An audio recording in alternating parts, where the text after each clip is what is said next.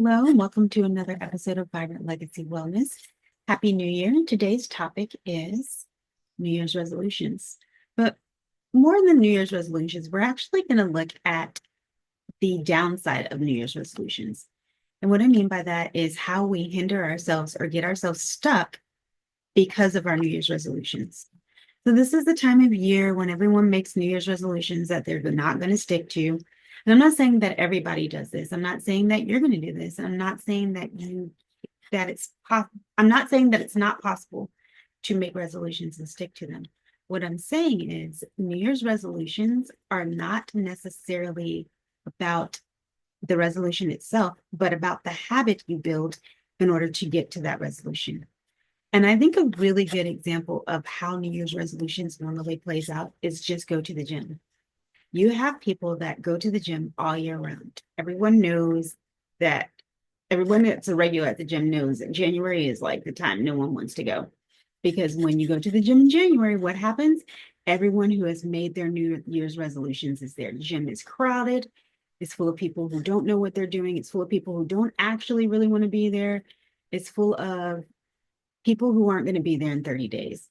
Once you start getting close to the end of January, some of that traffic starts to die down a little more in February. And by the time that March comes to an end, you pretty much have your regular gym goers. And what I mean by regular gym goers are the people who have always been there, who are already going, and the people who made the resolution to get back in shape, get back in the gym, and who are actually going to stick with it.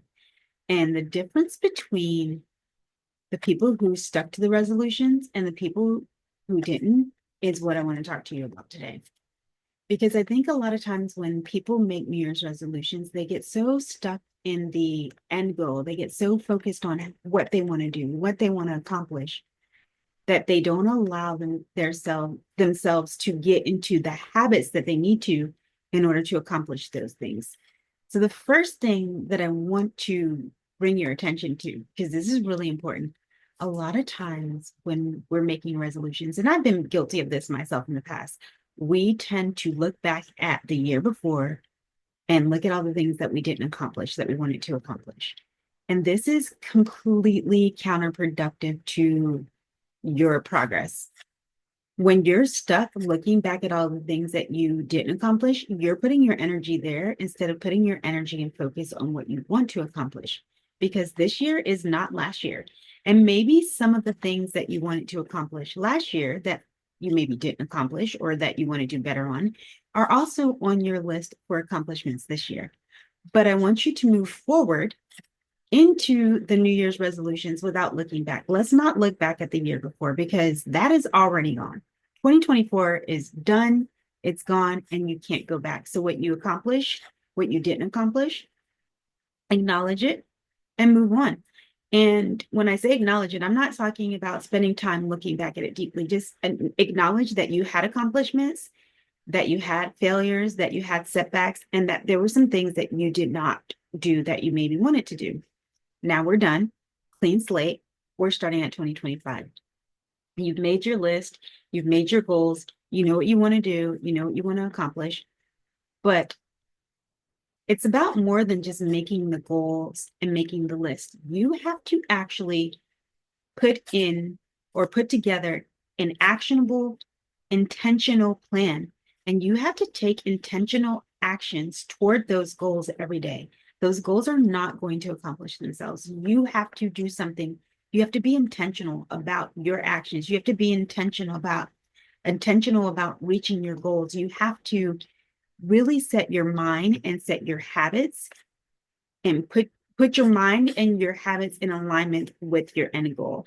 And that is the most important part because when we just get focused on the goal and we're just kind of going without a plan, we're not really going toward a goal. We're just moving. But normally, when you take a moment to take a breath and look back, you can see that you're moving, but you're not going anywhere because you don't have a goal. You just have a goal, but you don't have a plan. The plan, the strategy, the habits, the mindset, those are actually the most important part to reaching your goals. And I know that that probably sounds, I don't know.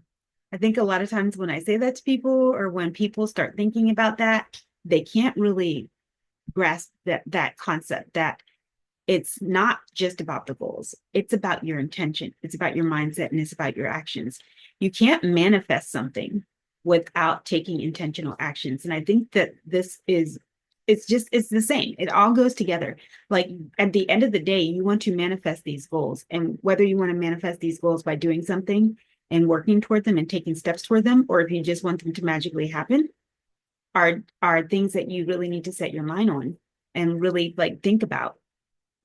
So let's say, for example, let's do something small, right? This is like the common goal. A lot of people set a goal of losing weight or getting in shape at the beginning of the year. So let's say my goal is that I want to lose 15 pounds this year and I want to get back in shape, right? And let's say I come up with a plan of, okay, how do I come up with like a game plan of, okay, I need to lose this much weight every month if I want to lose 15 pounds by the end of the year or however much weight, right? Like, let's say that I set that up.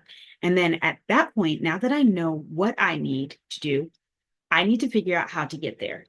And what that means is I need to now come up with a workout plan, maybe eating a diet. And I don't mean a diet like a crash diet, I mean eating healthier, setting, doing something that's reasonable to reach my goal. So then let's say now that I know I want to lose a certain amount of weight, I want to lose 15 pounds, let's say. And now that I said, okay, this is how much I need to lose every month.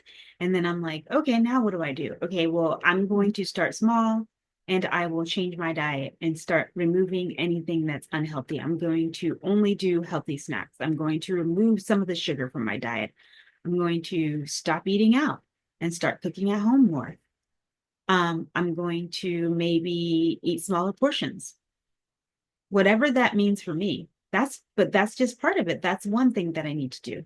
Another thing that I need to do is set my mindset on the idea that I have to do this regularly. Like this isn't something that I can just do and like do once and then I'm done and then I don't have to keep at it. I have to set the intention of eating healthy every day. And let's say that I decide that I'm going to go for a walk 3 times a week.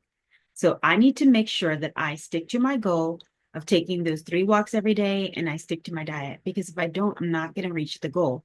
You can't reach your goal if you're only just trying to reach your goal without action. That's it. You have to be intentional with what you do. You have to put your focus where it needs to be. And so I just challenge you to rethink about your goals for the New Year's. Don't put too much pressure on yourself and focus on the idea of making actionable, intentionable, not a word, just today it is, actionable, intentional steps toward your goals.